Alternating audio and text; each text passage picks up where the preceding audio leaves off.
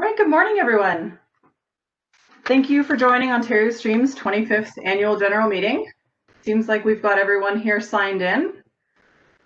So we'll get started. My name is Crystal Athanasiou. I am Field Supervisor here at Ontario Streams, and it's my pleasure to host this morning's meeting. I just want to do a little bit of housekeeping before we get started. This meeting shouldn't allow any microphones or videos, just to keep things simple. But if you do have that ability, can you just please remember to keep your microphone muted so that there's not too much background noise. If you do have any questions throughout the presentation, we'd be happy to discuss them. On the bottom right-hand corner of your screen, you should have a little chat bubble.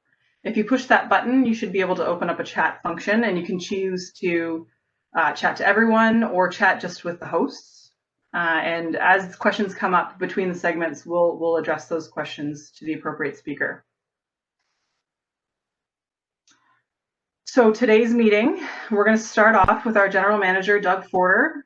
He's going to go through an overview of Ontario Stream's 2019 financial outlook. He's going to go over the past 25 years and what they've looked like for Ontario Streams. And he's going to also highlight a few of the wonderful people and organizations who have supported our projects throughout the years. Up next, we'll have our guest speaker, Dayna Laxton, who is Invasive Species Specialist with the Regional Municipality of York. She is going to highlight some of the really neat Tallgrass Prairie creation projects that she's been working on. After that, we'll have Ashley Smith, one of our project biologists. She's going to take you through a highlight of our projects this year in 2020.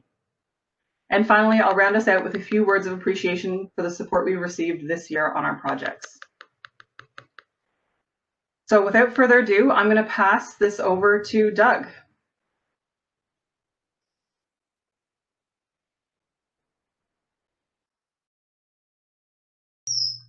Hello, everybody. Thanks for coming. Just getting set up here. Okay.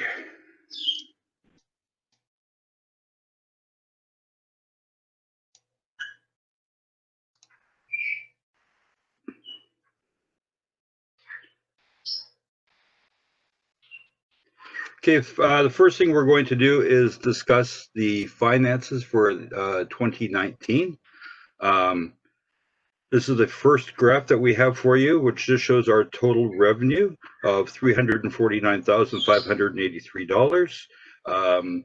Most of that was through gifts and grants and professional services that we have done for, especially for different municipalities.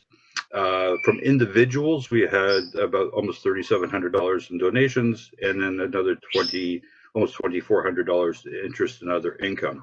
And the pie chart there just shows the breakdown.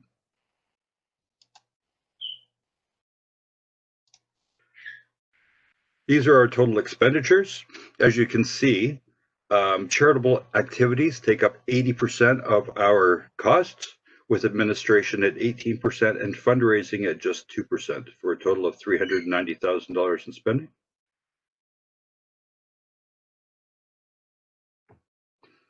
And finally, as a breakdown by expense, human resources at 80%, as we said, it was about $302,000. Project materials and equipment was $45,000. Vehicle and travel, $12,990. Professional fees that we paid out to others, such as auditors, etc., for $10,000, and overhead is at $19,000, which includes rent and insurances and such. And that is the total breakdown of our finances for 2019. And our next presentation will be, excuse me, there we go. Sorry, one more slide I forgot about. This one here, we show government grants, professional services, non-government grants, and donations and other income. Government grants were 40%, professional services 41%, non-government grants at 17%, and 2% for donations.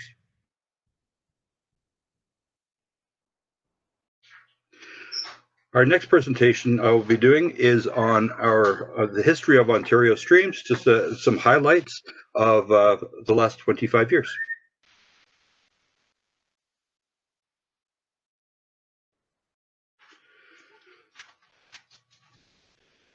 So on February 20th, 2020, Ontario Streams celebrated its 25th anniversary. I've had the privilege of being a part of this organization for 24 of those years. Who is Ontario Streams? We are a non-for-profit organization established in 1995, and we became charitable in 2019.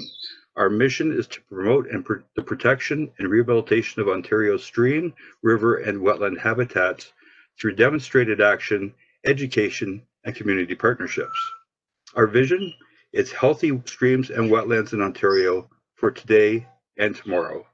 And our objectives are to rehabilitate degraded aquatic habitats, increase communication amongst individuals and organizations involved in conserving aquatic environments in Ontario, and to act as a catalyst to empower communities in conserving their local environment. So as I said, I've been part of this organization for 24 years. Many things have changed over that time, but none of it would have been possible without the vision of the original 7 founding members. They include David Calderisi, Mark Heaton, Walter Crawford, Steve Copeland, Jordy Pentland, Wally Ward, and Doug Ratz.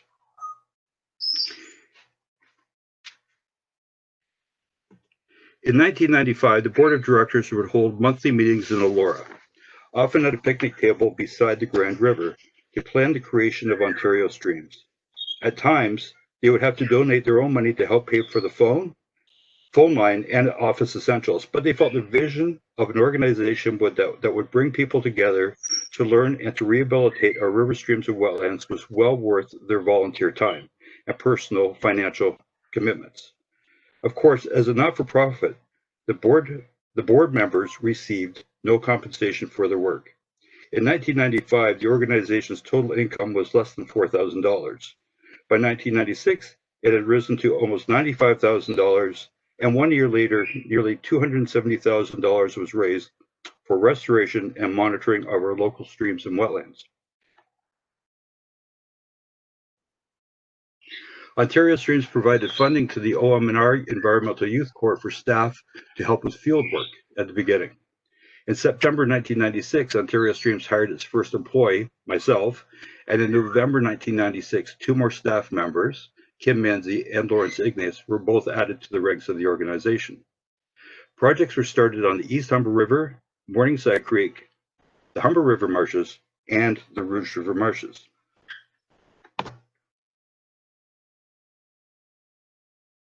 By 1997, Ontario Streams had committed itself to doing projects in 5 different locations, the promotion of the Adopt the Stream program, public outreach at 3 major events, and the writing of the Ontario Stream Rehabilitation Manual.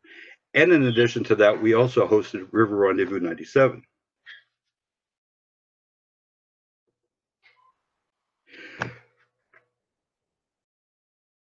By the end of 2000, all but one of the founding members had moved on.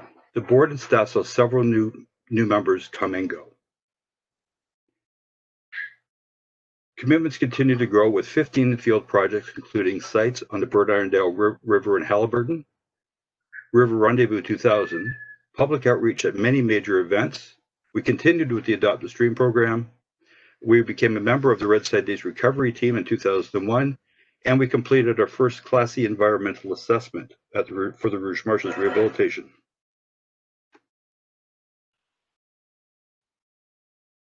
Over the years, Ontario Streams experience have allowed us to expand our programming in many ways.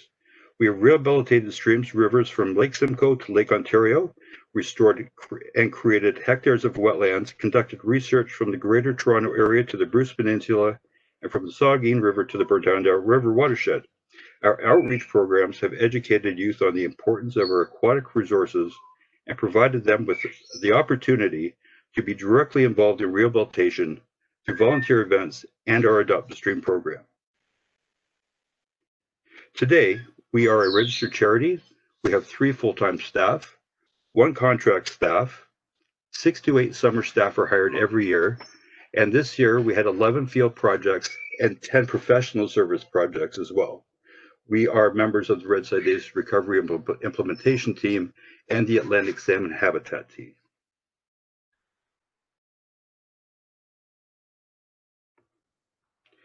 These great accomplishments would not have been possible without the hard work of our volunteers and employees. Thousands of volunteers have donated their time to support us in improving our environment by planting trees, removing invasive species, stocking native fish, rehabilitating our streams and wetlands, and removing plastic and other litter from our rivers and valleys. Working alongside the volunteers, our staff are coordinating the projects and working to improve our rivers, streams, and wetlands throughout the year. I have had the opportunity to work with hundreds of employees that are just starting their career, and it is always rewarding to see them develop into young professionals and to move on and to advance their careers in the field. As we celebrate our past accomplishments, I would like to take this opportunity to thank everyone who is involved in helping Ontario streams grow for the last 25 years, and invite you to work with us to help expand our rehabilitation projects and develop new partnership programs that will help rehabilitate Ontario's rivers, streams, and wetlands into the future.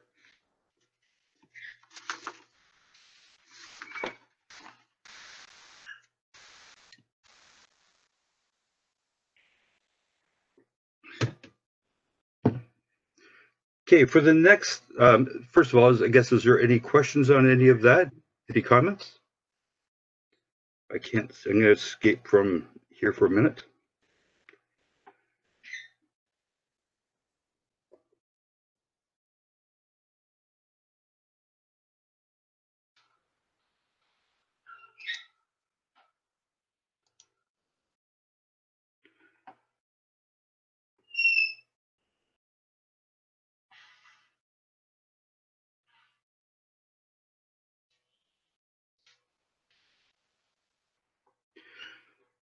Okay, next we're going to continue on with our presentations, and we have some, I don't want to say awards, but we want to acknowledge people and individuals who have been involved with Ontario Streams since the beginning.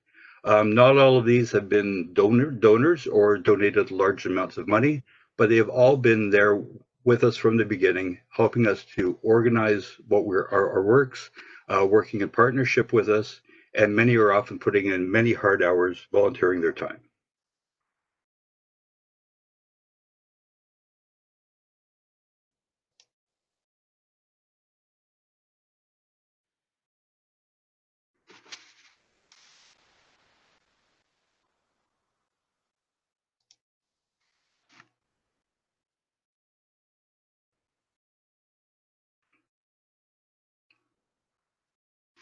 The first group we'd like to honor and recognize here is the Ontario Federation of Anglers and Hunters. The Ontario Federation of Anglers and Hunters has been a contributor and project partner of Ontario Streams since 1996. The OFAH contributed cash to our coastal wetland rehabilitation project, where we're working to improve habitat at both the Rouge and Humber River marshes. The OFAH also supported the Rouge Wetland Creation Project in Ringwood, Invasive Species Project, and the Keep Care Be Aware Project, where we were educating the pet store and garden nursery trade and their consumers about invasive species. Of course, our partnership also includes the Atlantic Salmon Restoration Project, where we sit on the Atlantic Salmon Habitat team and run Atlantic salmon classroom hatcheries in the west end of the GTA. The OFAH has also worked with Ontario Streams to bring volunteer groups to our projects for tree planting events in Caledon and Terracotta. As a longtime supporter of Ontario Streams, we would like to recognize the OFAH for their support and hard work in improving fish and wildlife habitat in the GTA and their ongoing efforts to bring back the Atlantic salmon.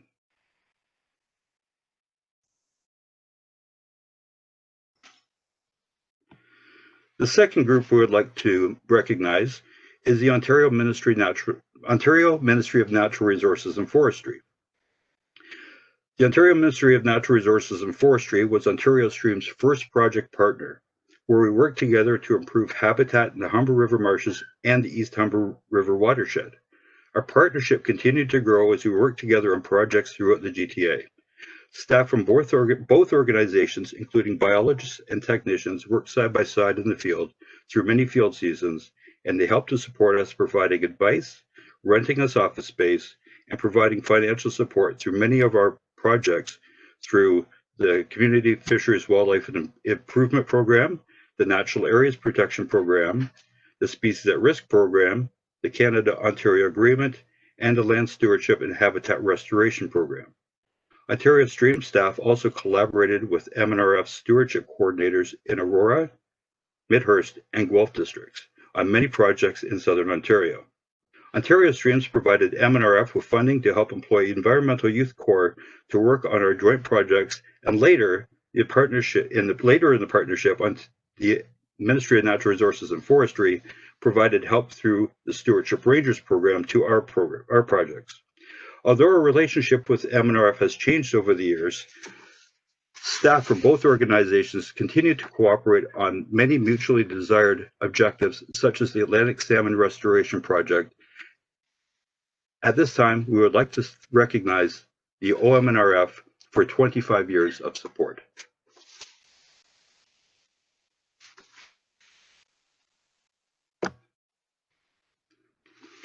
Horst Trutenbach. Horst Trutenbach joined the Board of Directors of Ontario Streams on November 30th, 1997, making him the longest-running member of our Board of Directors.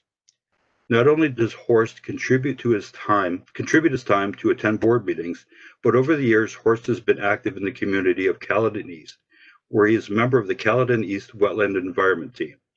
As a group of volunteers working with Ontario Streams, this small group of residents works diligently to protect the headwaters of Boise's and Centerville Creeks by collecting garbage, controlling invasive species, planting trees, and improving fish habitat.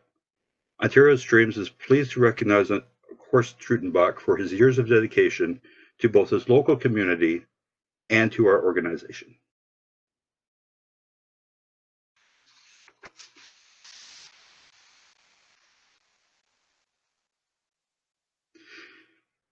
My final presentation here will be of Mark Heaton.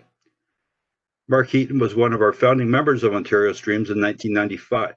He was instrumental in steering Ontario Streams in the direction of completing restoration projects as their major activity, and also for applying for funding through granting programs run by the provincial and federal governments. After stepping down from his position in September 1997, Mark continued to support Ontario Streams' work as our partnership advisor with MNRF. Here, he provided advice on projects and liaised between Ontario Streams and the ministry.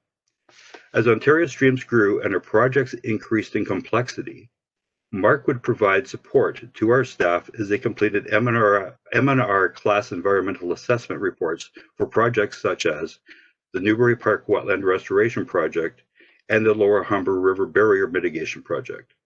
In addition to providing support, Mark would often be found in the field working with Ontario Streams staff on our joint projects, including the Rouge and Humber River marshes, the Rouge headwaters in Richmond Hill, Morningside Creek, and the Humber headwaters in Caledon. On a more personal level, Mark often provided advice and guidance to our younger staff members on career development, writing skills, and networking.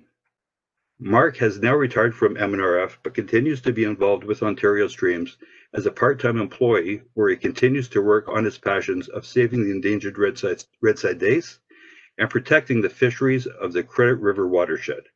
Thank you, Mark, for your long-time support. We are pleased to recognize you for your past and ongoing efforts.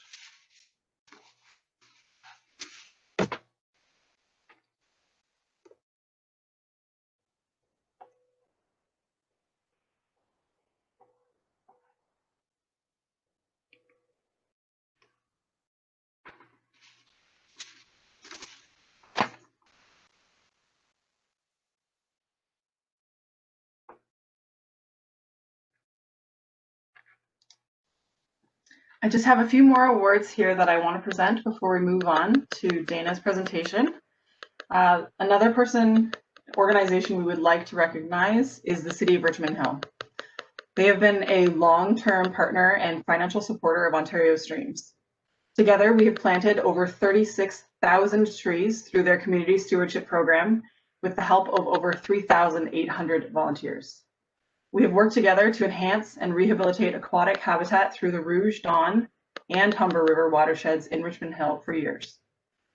Thank you, City of Richmond Hill, for your support, and we look forward to continuing this partnership and our work together for many years to come. Up next, I would like to highlight our wonder volunteer, and as he likes to call himself, Ontario Streams' #1 unpaid employee. Warren Young first started volunteering with Ontario Streams as a part of the Caledon East Wetland Environment Team alongside Forestry and Buck. I'm sure many of you here know him and can attest to the fact that his long-term dedication to conservation and stewardship is an inspiration to all of us. From tackling purple loosestrife in the Caledon East wetlands to running the community hatchery at the Islington Sportsman Club, Warren tackles any project, big or small. He plays a very large role in our Atlantic salmon stocking efforts every year, and most recently has begun the daunting task of eradicating invasive European buckthorn from Boise's Creek in Caledon East. Warren, thank you for your always supporting our projects, rain or shine, large or small. We very much appreciate your support.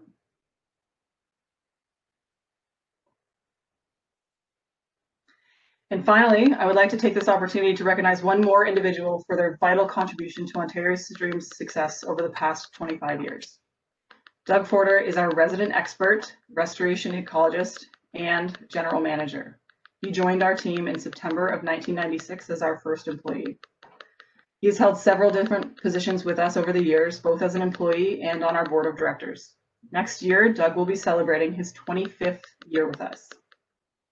Doug has not only made an incredible impact on our environment, but has contributed to the success of his employees in their careers. Doug, I know I speak for all of us past employees as well, when I say thank you for your dedication, your guidance, your knowledge, all of that you have generously and enthusiastically passed on to all of our past and present staff. We appreciate you and we look forward to you sticking around, so I hope you aren't thinking about retiring anytime soon. Okay, before we move on to Dayna, I'm not seeing any questions coming in. Lots of thank yous for our award recipients. So without further ado, I'm going to pass this on here to Dayna Laxton with York Region, who is going to share a little bit about the Tallgrass Prairie projects in York Region.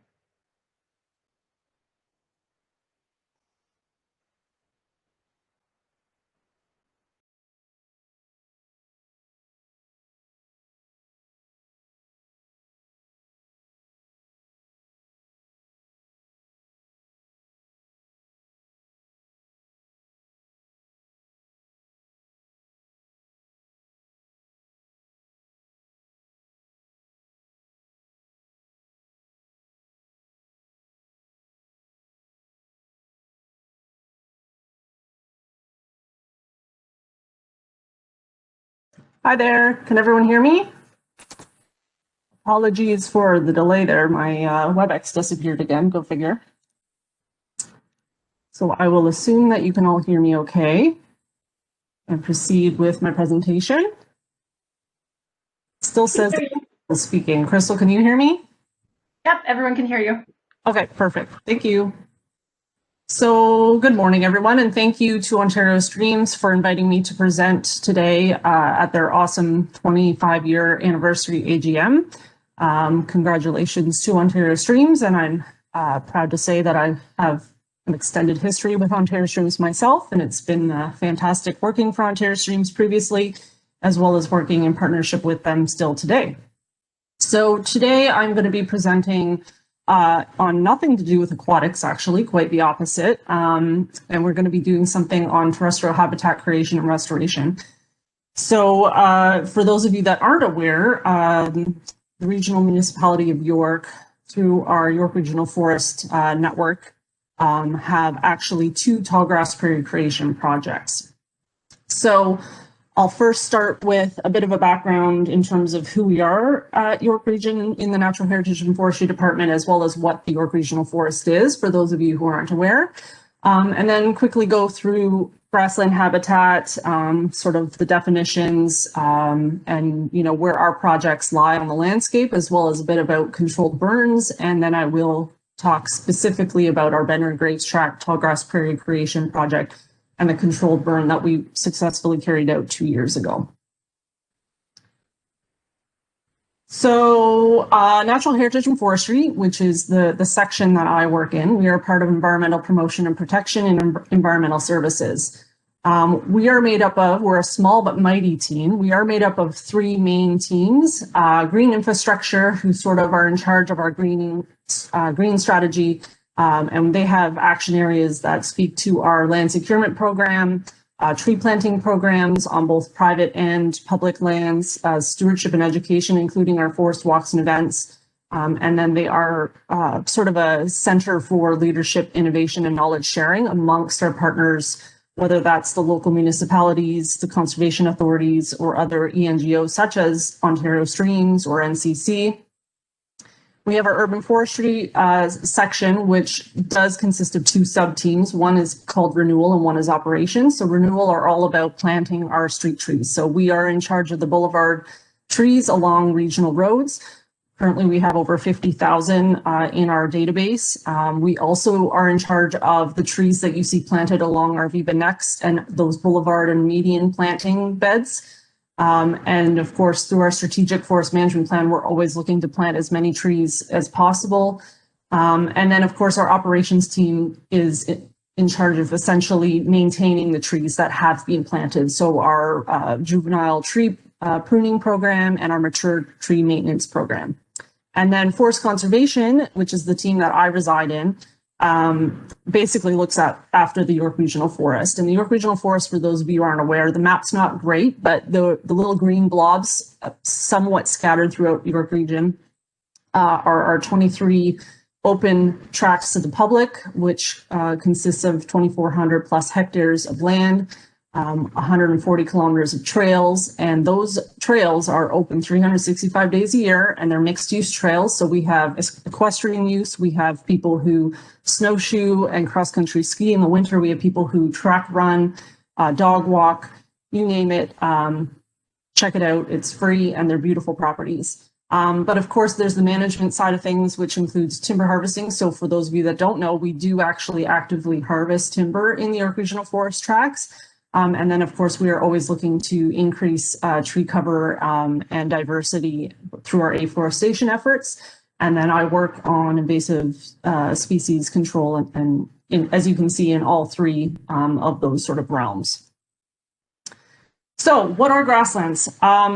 Really, there are 3 kind of buckets, if you will, of grassland habitat. So meadow are generally considered man-made, if you will, or result of some level of disturbance, and they're considered temporary because really they're going to be taken over by natural succession eventually. So you'll start to get your woody shrubs that move in and your trees that move in, and eventually a meadow will turn to a forest if there is no more disturbance. Prairie habitat is open, long-lived grassland and usually consists of deep-rooted species that are fire tolerant or even dependent, so meaning they need fire in order to stay on the landscape. And they're often called Tallgrass Prairie because they often include species such as big bluestem and Indian grass, which can be 6 to 8 feet tall when they're really happy. And you can have trees in tallgrass prairies, but generally less than 10% tree cover. For savannas, they consist of essentially more tree cover. That's sort of how you would differentiate a savanna from a tallgrass prairie. So slightly more tree cover, usually fire resistant or fire tolerant trees such as oak and sometimes white pine. So that's sort of the breakdown. In terms of historical grassland habitat in Ontario, you can see Southern Ontario had a quite historical significant coverage of tallgrass prairie or grassland habitat. However, your early European settlers did target prairie and savanna habitats for their homestead, and it kind of makes sense. If you're coming over here, you're going to look at the landscape and you're going to set up shop where it's easiest. So do you want to have to clear cut an entire forest to start to farm, or would you just rather till under a grassland? So unfortunately, our tallgrass prairies were targeted for farming. And so we lost a significant amount of our tallgrass prairie or grassland habitats to the point where we have about 0.1% that remain today on the landscape. And so as such, this habitat type is considered endangered in Canada and globally imperiled. So what makes grassland habitats significant? They are a part of our natural heritage and culture, and they have pretty cool plants, really, that you would not see anywhere else. And they are extremely fire tolerant, fire resistant, and fire dependent, and they put a significant amount of biomass underground. So upwards of 65% of what you see above ground is actually below ground. And like I said, some species, even their seeds, require fire in order to germinate. And then, of course, in order to maintain them as grasslands, they require fire to stop natural succession.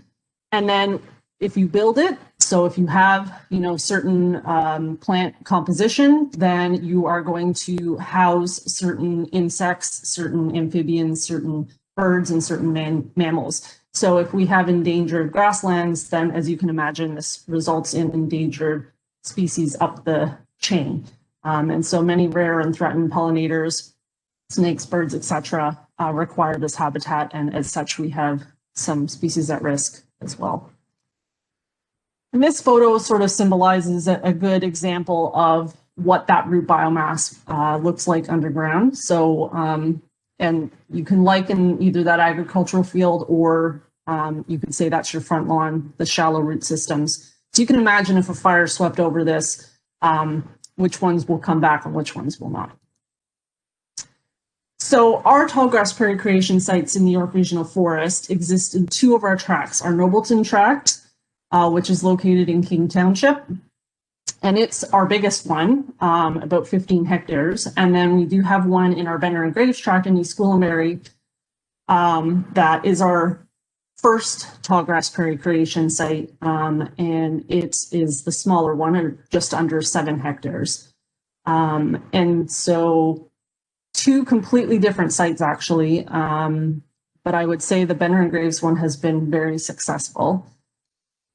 And so why are we in the business of doing tallgrass prairie? The prairie creation projects do link into a number of our strategies and plans that are approved at the council level. And so we have our official plan that speaks to natural spaces, green spaces, biodiversity.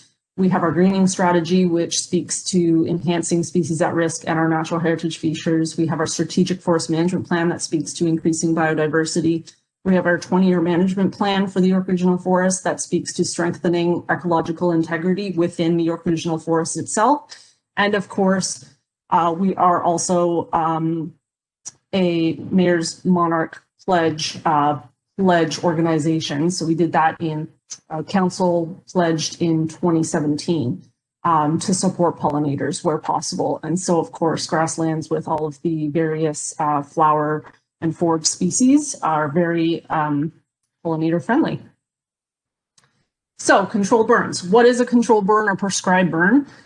Prescribed burns are controlled intentional fires that are lit and suppressed by a certified burn boss. So they do mimic wildfires in an otherwise fire adverse society. And controlled burns can help prevent destructive wildfires. So if you think about it, if we were to leave fields of grass, and this has happened, I'm sure many of you have seen, fire departments get dispatched for random grass fires. So that is possible at any time, really. If you look at the heat of August or something like that, even this past July, it was so dry. You're going to get fires that naturally happen. And so if we don't burn some of these sites on our schedule, they're going to ignite when we least expect it. And that's when the real risk is there. So big part of educating the public about why we do these controlled burns is to say, would you rather, it's bringing that awareness of, would you rather us do it under completely controlled measures, or would you rather it potentially, combust on a weekend or something and catch everyone off guard? And so we don't do the burns internally ourselves. We have staff, including myself, that RX 100 train, but we cannot carry out a burn ourselves. That is where we look to hire a certified burn boss, which we hired Wildfire Specialist Inc. They have over 35 years experience and have basically lit over 400 fires, not including all the wildfires that they have actually fought as well. And so they are our burn boss. They come up with the burn plan. They tell us how things are going to be executed. And then we have staff that are on site that assist them, but we do not make any calls on the day. So why conduct control burns? I touched on this already a little bit, but really fire is a natural part of both forest and grassland ecology. And before we were here, it was happening. But now we suppress everything. If we smell smoke, we're calling the fire department. And so unfortunately, that of course has impacts on our habitats that require fire. And so these plants particularly really are adapted to and require fire to regenerate and to persist on the landscape, as I mentioned previously. Not only that, that these plants maybe need fire, it's that the fire also gets rid of undesirable species, like all the many hundreds and thousands of introduced non-native and invasive weedy species that we often call cool season species when you're talking about tallgrass prairies. And so you do want to burn those off and kill those seeds because then you're going to start to allow the desirable plants to come back. And a typical burn regime for a prairie creation or a managed tallgrass prairie is every 3 to 5 years. And it really depends on how the prairie is responding, how the plant composition is responding, how much desirable vegetation cover do we have versus some invasives or non-natives. And that, of course, requires annual monitoring. So to give you guys an idea, like we're not the only ones doing this, and I'm sure many of you are aware of that, but I do like to point this out to members of the public as well when I'm doing my outreach that, you know, we're actually late in the game when you think about it. If you look at the city of Toronto, they've been burning since 2000, almost annually. They did not burn this year due to COVID. They did not burn 2019 because their sites didn't require it, but they did burn in 2018. City of Hamilton and the Botanical Gardens, they last burned in 2015, as far as I'm aware. Town of Oakville has also done a burn in 2015. Our partners in NCC in the Rice Lake Plains in the Kawartha Lakes, they have prairie and savanna habitat that they're managing, and I believe their last control burn was also 2018. Simcoe County has more recently come on board in terms of a habitat creation / restoration project with the Kirtland Warblers habitat creation. And they successfully started their burns in 2018 for that site. And they did carry out an oak dominated forest burn in 2019. And I was actually able to witness both of those burns, which were really cool. So now to get sort of into more of the specifics with our Benner and Graves Tallgrass Prairie creation site. This is a bit of a timeline, very high level, quick one. So in 2012, we acquired the property through our land securement program, and it was a previously farmed field. So lots of, agricultural associated weeds essentially. And so we did a bit of spraying and mowing to try and get that weedy seed bank out of the soil. And then it was finally sprayed in 2013 and then drill seeded in June by Nativescape. They have a really cool tractor that drills the prairie seed down just, maybe an inch or two below the soil surface. And that was done in partnership with Tallgrass Ontario. So we applied to Tallgrass Ontario to receive funding to offset some of the costs of the seed, because as you can imagine, the amount of seed required for 7 hectares is pretty expensive. I believe it was around $40,000 potentially, which is pretty expensive. So from essentially for the rest of 2013 all the way through 2017, the site was left to grow. But it was in 2016 that we hired our burn boss and we developed our burn plan. And then in 2017, we mowed the burn breaks a couple times. And the reason why we did that was because you want to mow a burn break on any perimeter of your burn area or your burn blocks to prevent the fire from moving past those areas. So this site was done in one burn block. So the entire almost 7 hectare area was done as a single block. So what we did was we mowed the entire perimeter to help reduce any risk of the fire hopping. 2018, we collected seed at the site just before the burn. Then we executed the control burn on March 26th. We overseeded it with that collected seed, but also ordered some additional seed to spread in some of the areas that we thought weren't doing as well pre-burn. And then we did fence the area, which I'm very proud of. I fought for that to keep all the dogs off leash that we have a problem with out of that area, to, you know, obviously prevent destruction and damage to the sensitive soil post-burn.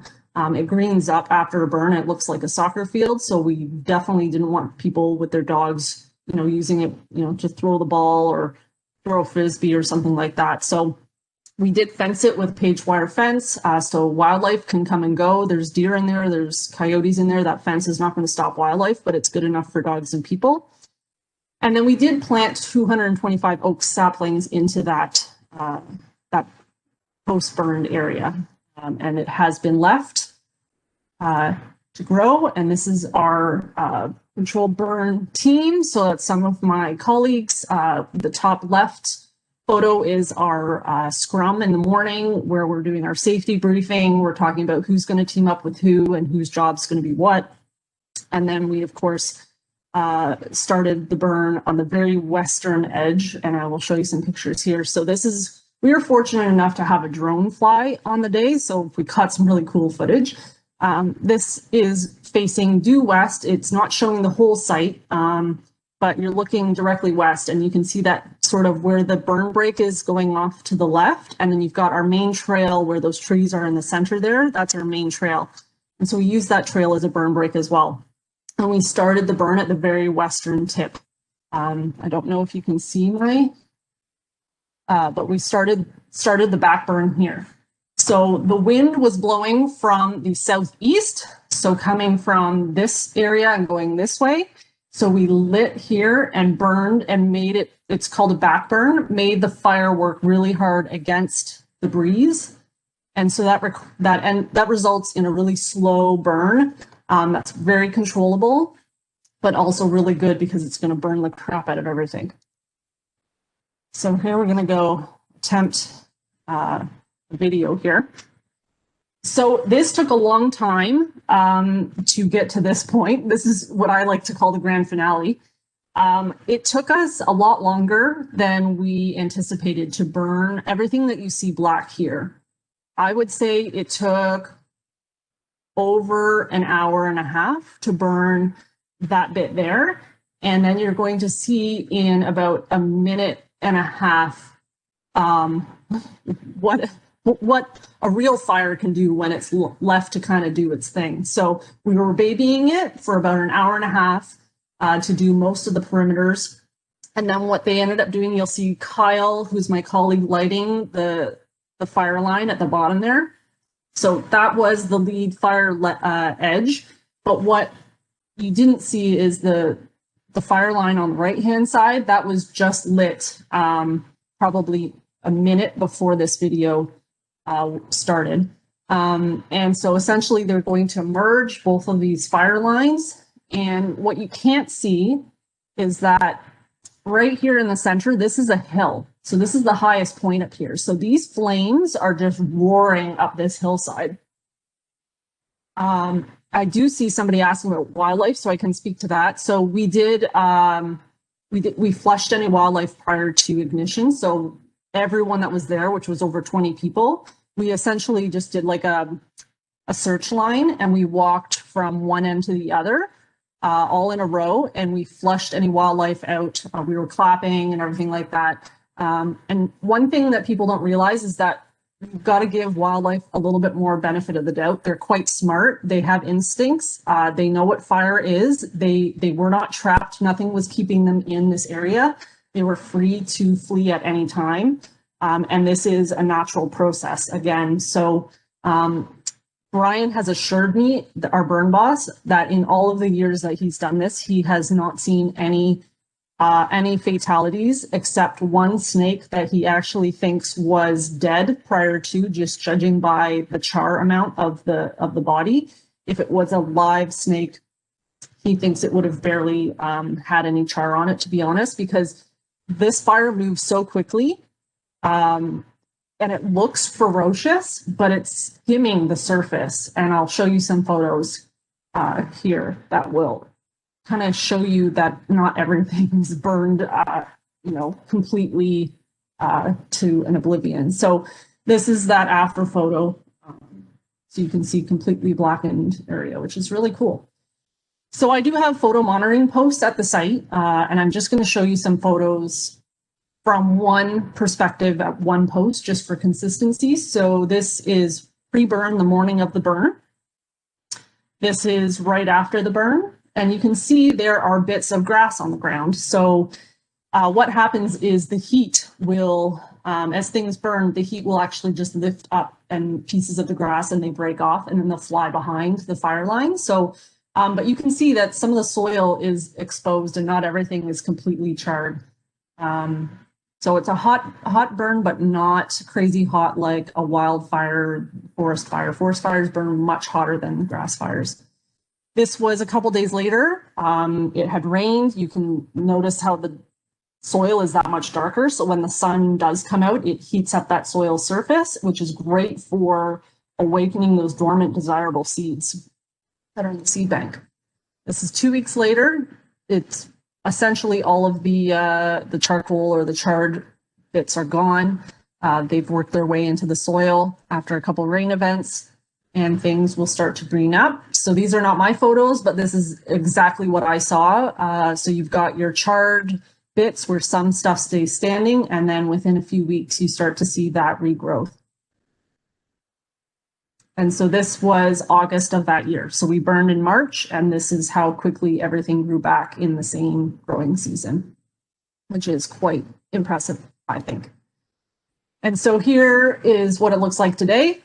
So in August, the grasses aren't quite as big as in 2018. What we have found is that grasses really love the fire and the additional nutrients. So they do really good the year of, but then they sort of subside a little bit to forbs the longer time goes by. And as you can see in October, those grasses are 6-7 feet tall. And so at my photo monitor, I've got some funny photos where it's really just like sheets of grass in front of the lens and you can't even tell where there's sky, which is really cool because when walking through that stuff is tough. So I'll leave you with some pictures that have all been taken at this site. One thing too that we've noticed is the butterfly milkweed absolutely loves fires as well. We had not too much of it pre-burn, and then after it, it's just a sea of orange in July. So I highly recommend that you go for a visit yourself. It's located just north of Davis Drive on McCown Road in East Gwillimbury. And it's quite a hot spot for birders in particular. And happy to say that the site has been used by a variety of species, including some species at risk birds such as meadowlark and bobolink, and also a sedge wren, which is that little guy on the left. He was observed on September 16th, 2018, so the same year as the burn, and they are considered pretty rare for York region. So I'd like to think of it as it was a bit of a, if you build it, they will come, and the site's being used. So that is it. Does anyone have any questions? Looks like we've had 2 questions come in, Dayna. Yep. So the first one comes from Heather. She said, "This is very interesting. Do members of the public call the fire department on you?" So that's a big part of the communications plan, because we definitely don't want our emergency services getting overwhelmed.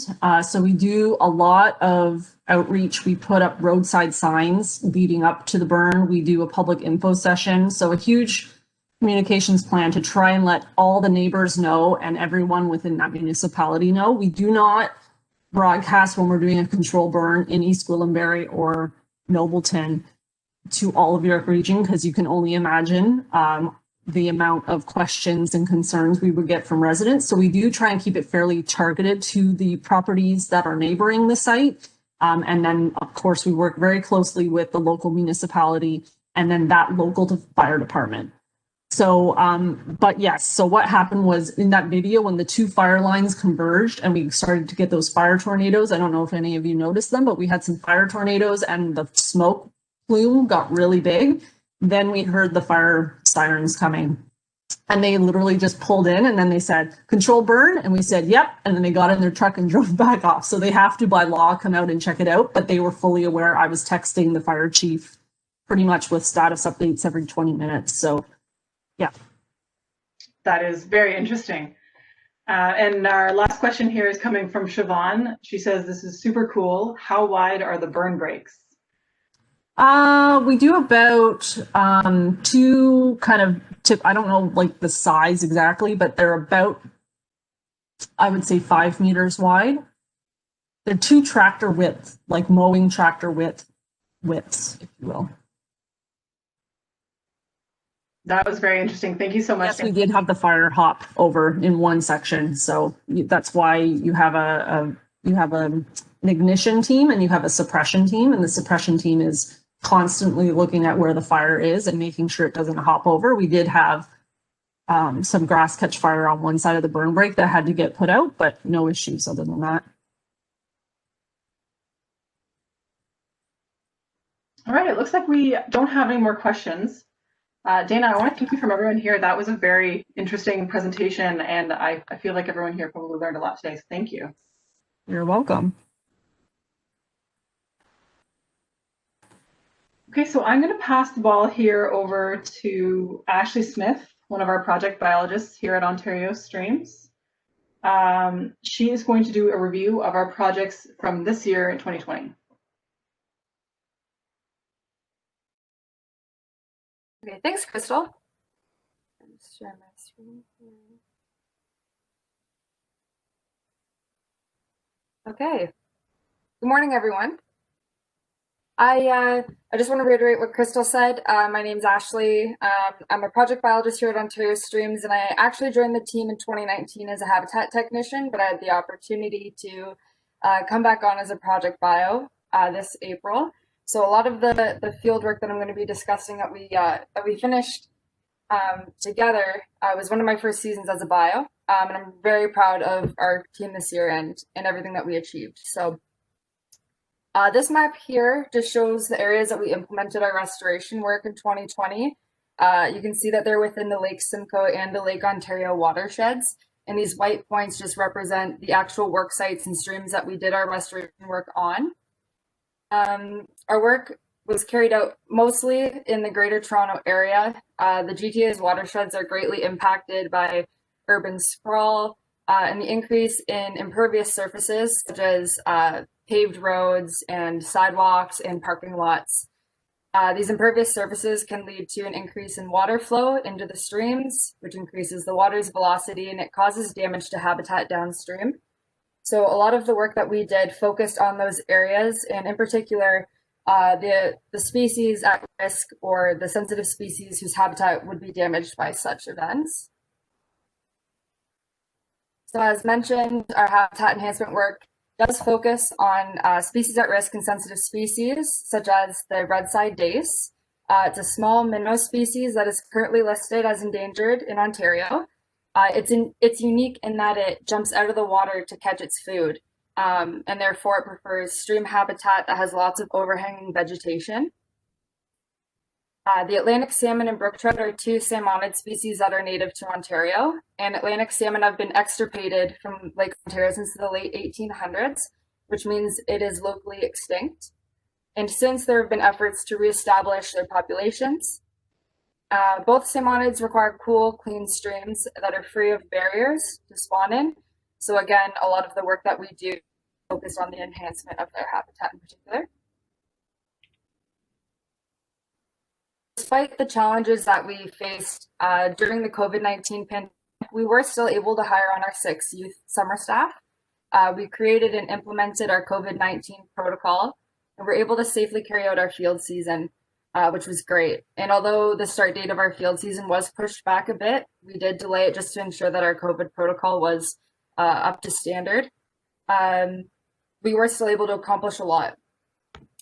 And in previous years, we would have engaged more community volunteers than we were able to this year. And a lot of these numbers that you're seeing for our community engagement and our volunteer hours were recorded pre-COVID. So I just wanted to take this opportunity to thank our youth habitat technicians who worked so hard throughout the summer and into the fall. We were able to extend them this year to make sure that we got everything done. We couldn't have done this without you or the volunteers that we were able to engage this year. And I'll go into a little bit more detail about these numbers, but this is just a little bit of an overview on what we accomplished. In 2020, we were able to continue our Atlantic salmon program. We stock Atlantic salmon in the Upper Humber River in effort to rehabilitate them into Lake Ontario. So this year in total, we released over 12,000 Atlantic salmon fry into the Upper Humber River. And our survival rate for the incubation was 27%. And just for reference, wild reproduction rates from egg to fry lie between 15 and 35%. So we feel pretty good about those numbers. And some exciting news, we stocked Atlantic salmon in a new location over the last couple of years, and we were able to confirm that the site is a viable site for future stocking because when we surveyed them this year, we found Atlantic salmon juveniles. So we're very excited about that. We were able to engage 5 classrooms in our classroom hatchery program. A little bit of a challenge after March break, none of the schools were open. So we had to go in and rescue the fish, and Crystal generously housed them in a tank at her house, and we were able to release them into the Upper Humber River as well. Unfortunately, we couldn't engage the students, but we were able to continue the program virtually by sending the teachers a little bit of online resources, updated photos of the fish, and some photos from the release, which is great. And as a nonprofit and now a charity, volunteers are instrumental to the success of our projects. And again, because of COVID, the ways that we interacted with volunteers looked a little different this year.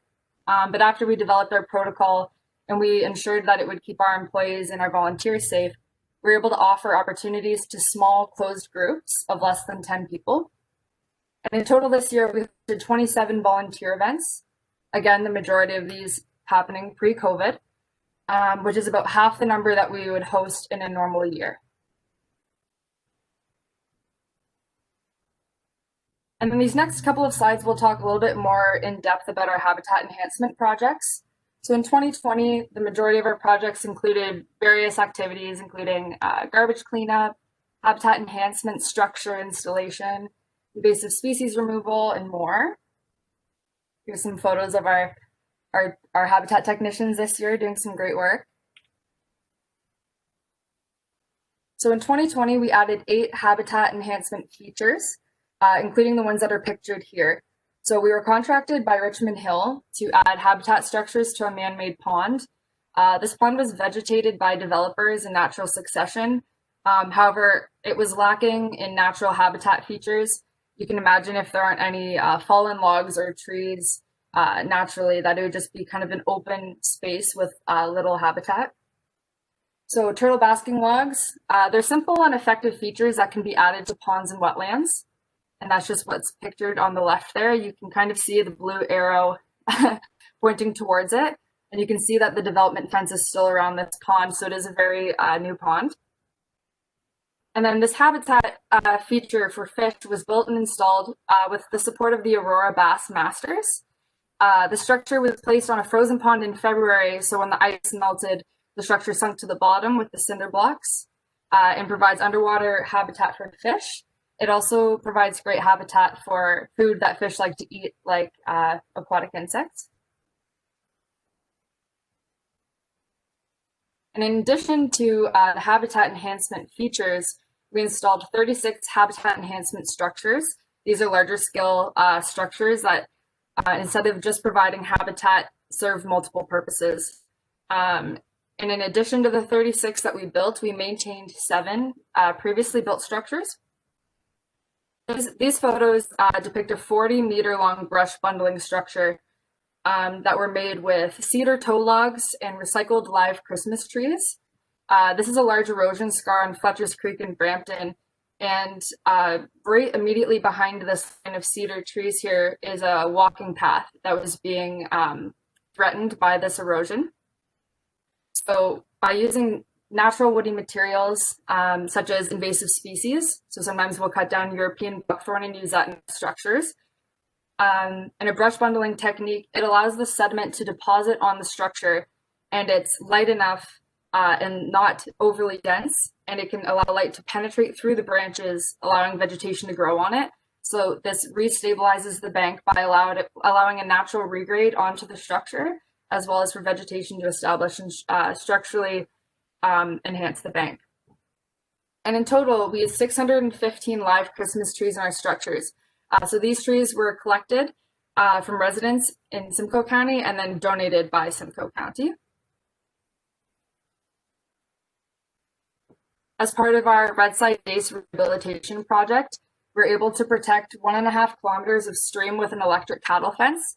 So this was installed on private property, and cattle movement and grazing along the bank was leading to erosion and an obvious decrease in overhanging vegetation, which, as I mentioned before, is a valuable part of Redside Dace habitat. So in the picture from the spring of 2020, you can see that the grass is almost completely mowed down. There is an erosion scar with the second blue arrow just over to the left-hand side, and you can kind of see a fence falling in. So that's kind of the issue that we were seeing, was the existing fence was falling in, so the cows had access to essentially the entire stream, which was causing some issues. We went and we installed an electric fence, and we went in to the riparian area between the fence and the stream, and we were able to naturalize it with native shrubs. So you can see in the fall, after installing the electric fence, there is already overhanging vegetation and tall grasses establishing because it's out of reach of the cattle.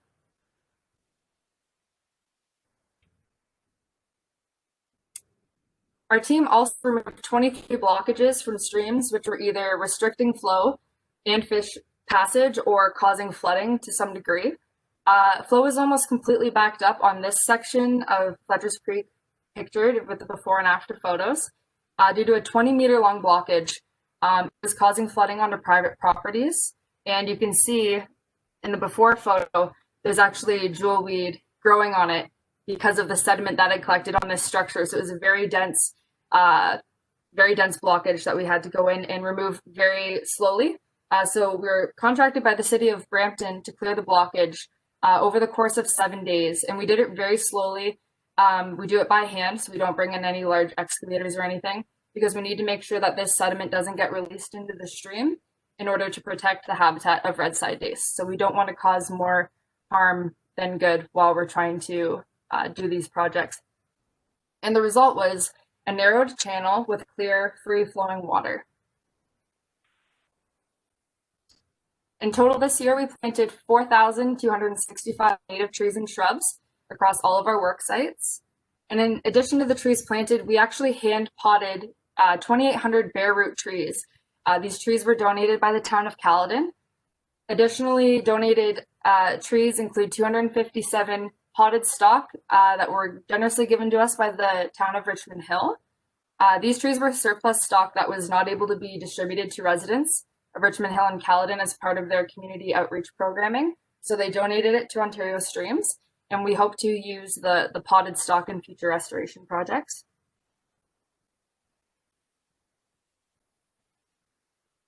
And every year at the beginning of our field season, we like to make sure that we go out and clear all of the debris, any kind of litter from the riparian areas of our work sites before we do any actual in-stream restoration work. This year we collected 133 contractor-sized garbage bags full of garbage. We covered 40.47 hectares of land and 21 kilometers of stream and riparian habitat.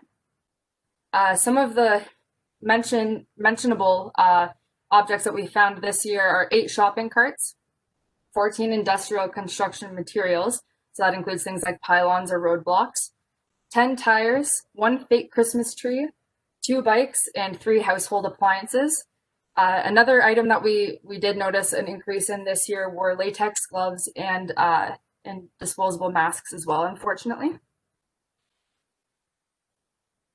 And last but certainly not least, our GIS technician, Corey, has been working so hard on several reports that outline the gains and losses of wetlands since 1999, the vascular plant inventories and wetland mapping in areas such as York Regional Forest in the city of Toronto. And I apologize, Corey, if I'm not going into very much detail about this, because I know that it's so complicated. but he has been working on several technical reports on behalf of Ontario Streams. So that concludes the overview of our 2020 projects. Unfortunately, due to the time constraint, this overview doesn't include all of the work that we completed, but I think it's a good snapshot of the work that we do as an organization. So yeah, thank you, and I look forward to seeing what we achieve together in 2021.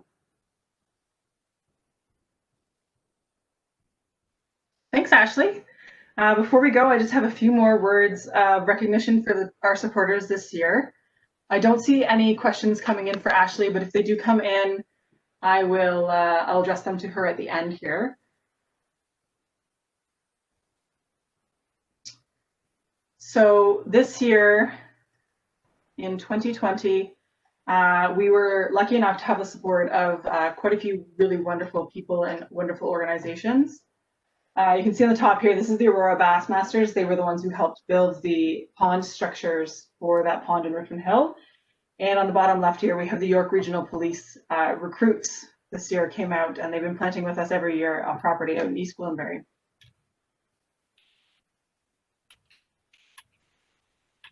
Too far. So first, I'd like to recognize all of the financial supporters for our 2020 projects. Ontario Streams has always held nonprofit status, but as Doug mentioned earlier, in 2019, we gained status as a registered Canadian charity. Since then, the support of several foundations, such as the Echo Foundation, TC Energy, the McLean Foundation, and JP Bickle Foundation have become instrumental parts of our projects. And none of our work would be possible without our team of habitat technicians. COVID-19 posed challenges for many organizations, and Ontario Streams was one of them. We were really fortunate enough to have a team of stellar technicians who worked really hard to ensure our projects were a success this year, and even harder to ensure that we had a safe and healthy workplace. So thank you to our 2020 streamers.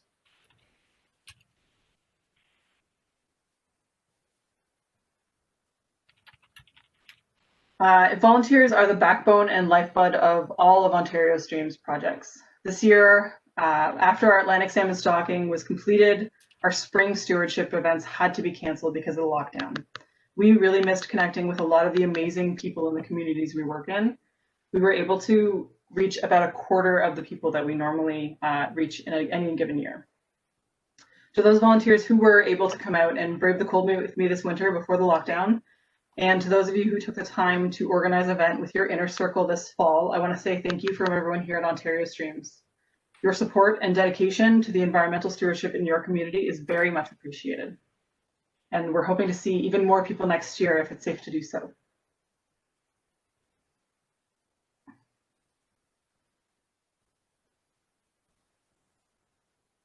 If you're interested in joining Ontario Streams to conserve and restore streams and wetland, please consider making a donation on our website.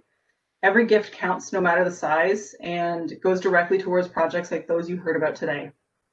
That's all we have for you here today. I'm going to leave the chat open for a few more minutes in case there are any questions that anyone has. I want to thank everyone for joining us and say we're looking forward to another 25 years with the support of this very wonderful community.